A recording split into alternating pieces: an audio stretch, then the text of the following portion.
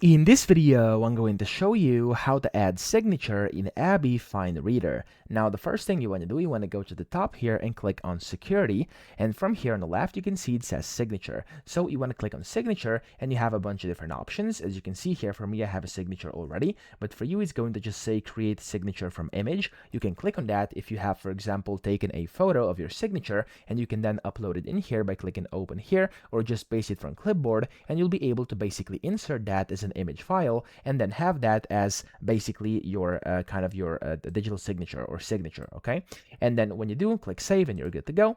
And you also have a few other options. The second one is you could create a text signature like that, so you could type in whatever you want, like this for example, and then you can select your style over here as well, and then you can go and save it and you can place it wherever you want it to be, and you're good to go that way as well. However, if you want to add a digital signature, that is also very possible. You go to the signature tab again, click on add digital signature here at the bottom, select where you want to add it, click, or just basically drag out the rectangle with your left mouse button like this, and then you have to select who you want to sign as. So of course you must have the digital signature installed. I'm just going to use this one over here.